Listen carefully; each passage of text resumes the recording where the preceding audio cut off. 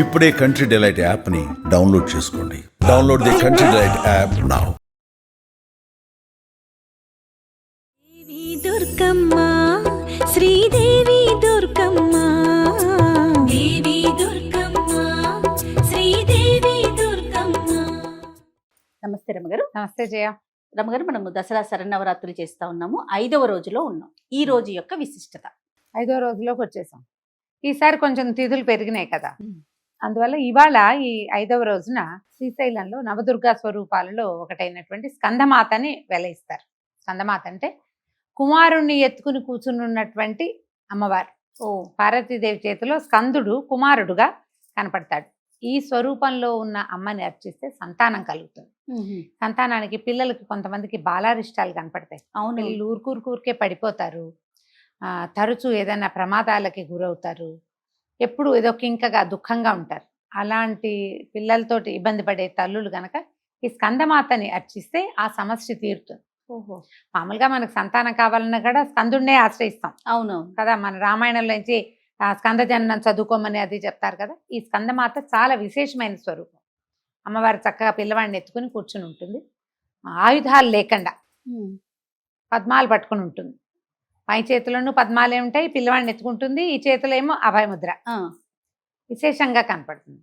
అయితే ఈ రోజున మనకి ఇంద్రకీలాద్రి మీద కనకదుర్గ అమ్మవారి దేవాలయంలో మహాలక్ష్మి స్వరూపాన్ని వేస్తారు. అయితే ఈ మహాలక్ష్మి ఈరోజు శుక్రవారం కూడా అయింది కాబట్టి విశేషంగా మనకి కనిపిస్తుంది. అమ్మవారి చూడు, లక్ష్మీదేవి అవసరం లేనిది ఏముంది, ఆమెతోటే మన ప్రపంచం అంతా. అంతే కదండి. మనకు ఆరోగ్యం కావాలి, ఐశ్వర్యం కావాలి, ధనం ధాన్యం వృద్ధి కావాలి, ఎక్కడికి వెళ్ళినా మన మాట చెల్లాలి, ఎక్కడికి వెళ్ళినా మన కథ నడుస్తూ ఉండాలి. ఆ కథ నడిపించేది లక్ష్మీదేవే. మహాలక్ష్మి పూజా విధానం శ్రావణ మాసం అంతా మనం విశేషంగా చేస్తాం. ఈ స్వరూపాలలో ఒక స్వరూపం ఖచ్చితంగా ఈ 10 రోజుల్లో ఒకటి మహాలక్ష్మి స్వరూపంగా కనిపిస్తుంది. అమ్మని గనక ఆశ్రయిస్తే దొరకనిది ఏదీ లేదు. అన్ని రకాల ఐశ్వర్యాలు లభిస్తాయి. ధనధాన్య సమృద్ధి కలుగుతుంది. గోసంపద ఉంటే గోవృద్ధి కలుగుతుంది. అవును, ఏది ఉంటే అది వృద్ధి చెందుతుంది. ఒకవేళ ఏది లేని స్థితి గనక ఏదైనా ఉంటే ఆ స్థితి నుంచి మార్పు వస్తుంది. కాబట్టి లక్ష్మీ పూజా విధానంగానే చేసుకుంటాం. మహాలక్ష్మి అష్టోత్తరం చేసుకోవచ్చు, ఆ తర్వాత ఏమో లక్ష్మీ అష్టకం చేసుకోవచ్చు, కనకధార స్తుతి చేసుకోవచ్చు. ఈ రోజున వచ్చేటువంటి ముత్తైదుల్ని మనం మహాలక్ష్మి స్వరూపంగా భావించి పూజించుకోవచ్చు. అయితే అమ్మవారికి ఏం సమర్పిస్తాం? సాధారణంగానే మనం లక్ష్మీదేవికి శనగపప్పు ఇష్టం. అవును, శనగపిండితో ఏ పదార్థమైనా చేసి పెట్టచ్చు. శనగపప్పుతో చేసేటువంటి బూరెల్ని లక్ష్మీదేవికి నివేదన చేస్తారు. ఈ రోజున బూరెలే. ఈ 5వ రోజున కుమారి పూజ చేస్తాం కదా. 5వ రోజు చేసే కుమారి పూజ 6 సంవత్సరాల బాలికకి చేస్తారు. ఈమె పేరు కాళిక. 6 సంవత్సరాల బాలికని కాళికా స్వరూపంగా భావించి పూజ చేస్తే మృత్యు భయం పోతుంది. మృత్యువు తప్పనిసరిది కదా. అవునండి, ఎప్పటికైనా తప్పదు. కాకపోతే అపమృత్యువు ఏం లేదు, ఉన్నటువంటి వాకిట్లోకి వెళ్ళిపోవటం, చిన్న వయసులో వెళ్ళిపోవటం, అకాల మరణాల బాధని తొలగిస్తుంది. 6 సంవత్సరాల బాలిక కనుక మనకి లభిస్తే చక్క పాదాలకు పసుపు రాసి కొంచెం పారాయణ పెట్టి అలంకరించి అమ్మాయిని విశేషంగా ఆమెకి కావలసిన ఆహార పదార్థాలు తనకి నచ్చినట్టుగా, ఈ పూర్ణాలు ఈ రోజుకి పూర్ణం కాబట్టి పూర్ణాన్ని కూడా ఆమెకి నివేదన చేసి భోజనం చేసి చక్కగా వస్త్రాలు, అలంకరణ సామాగ్రి అలాంటివి ఇచ్చి పాదాలకు నమస్కారం చేసి అక్షతలు కూడా వేయించుకోవచ్చు. దీనివల్ల ఏంటంటే మృత్యు భయం పోతుంది, అపమృత్యు నివారణ జరుగుతుంది. ఎవరు పూజ చేసుకుంటున్నారో వాళ్ళనే కాదు, ఇంట్లో ఉన్న వాళ్ళందరూ కూడా పూజ చేసుకోవచ్చు. అయితే లక్ష్మీదేవిని గురించి ఒక ప్రత్యేక కథనం చెప్పుకోవాలి మనం. తప్పకుండా. ఈ లక్ష్మి కూడా ఇప్పుడు పార్వతీదేవి మనకి రకరకాల స్వరూపాల్లో కనపడుతుంది. అవునండి, కాత్యాయని మహర్షికి జన్మించింది కాబట్టి కాత్యాయని అని చెప్పుకున్నాం కదా.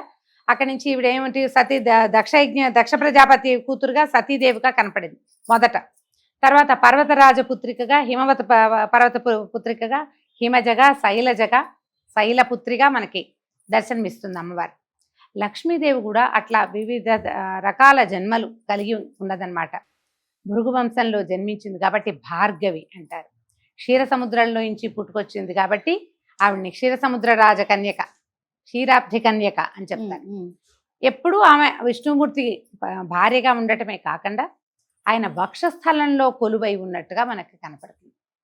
వక్షస్థల లక్ష్మికి ప్రత్యేకమైన వ్యూహలక్ష్మి విధానం అని ఆ మంత్రాన్ని గనక చేస్తే, అనుసంధానం చేస్తే అమ్మవారి యొక్క కరుణ లభిస్తుంది, Hmm. అయ్యవారి కరుణ కూడా లభిస్తుంది. విష్ణు సాయుధ్యం లభిస్తుందని విశేషంగా చెప్తారు.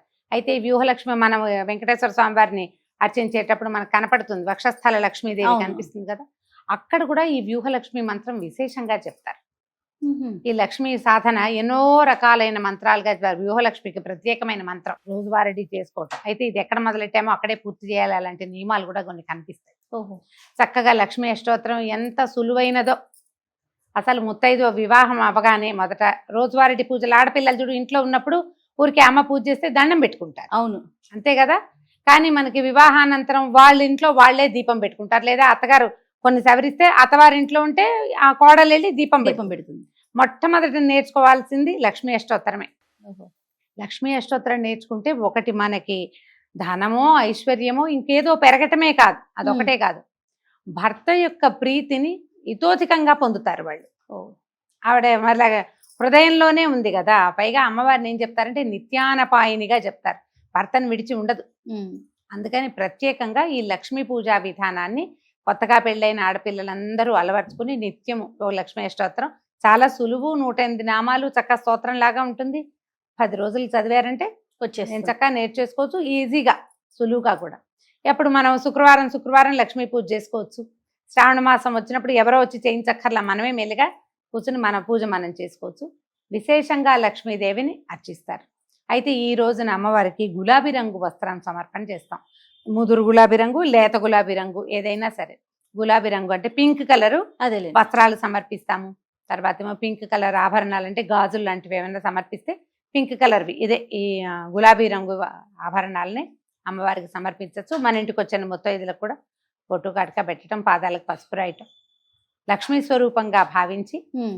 విశేషంగా అమ్మవారిని ఈ రకంగా సేవించుకోవచ్చు. రమ్మగారు, మరి సాధారణంగా మనం లక్ష్మీదేవికి అనగానే శుక్రవారం పూట ఉదయం పూజ చేసుకుంటూ ఉంటాం. మ్మ్. శరన్నవరాత్రుల్లో సాయంత్రం చేస్తాం కదా, మ్మ్.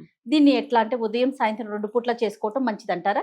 ఇప్పుడు ఎప్పుడైనా శరన్నవరాత్రుల్లో 2 పూట్ల విధానం చేసే వాళ్ళు ఉంటారు. కేవలము రాత్రుళ్లే పూజించే విధానం కొన్ని ప్రాంతాల వారి ఆచారంగా కనపడుతుంది. మేము ఉదయం సాయంకాలం 2 సమయాల్లోనూ చేస్తాం. మీరు దేవాలయాల్లో గమనించండి, ఉదయం విధానం, సాయంకాలము విధానం ఉంటుంది. కొన్ని చోట్ల ఏం చేస్తారు, కేవలం మధ్యాహ్నం నుంచి మొదలుపెట్టి అలంకారం చేసి సాయంకాలం సూర్యాస్తమయ వేళకి అమ్మవారి స్వరూపం చూపిస్తారు. అవును. అక్కడి నుంచి విశేషంగా మంగళ నీరాజనాలు, హారతులు ఇవ్వటము, ఆ స్వరూపాన్ని వెలయింపజేయటం అన్ని సాయంత్రమే కనిపిస్తాయి. మన విధానాన్ని బట్టి మామూలుగా శుక్రవారం లక్ష్మీదేవి పూజ ఏమిటి, పొద్దుటి పూట చేసుకుంటాం. మ్మ్. మళ్ళీ శుక్రవారం మనకి రాహుకాలం ఒకటి వస్తుంది, అవును. 10:30 నుంచి 12 గంటల దాకా. ఈ రాహుకాలం మొదలయ్యేసరిగా దీపం వెలిగించి రాహుకాలం అయ్యేదాకా దీపారాధన ఉంచుకుంటే విశేషంగా లక్ష్మీ పూజ కుదురుతుంది.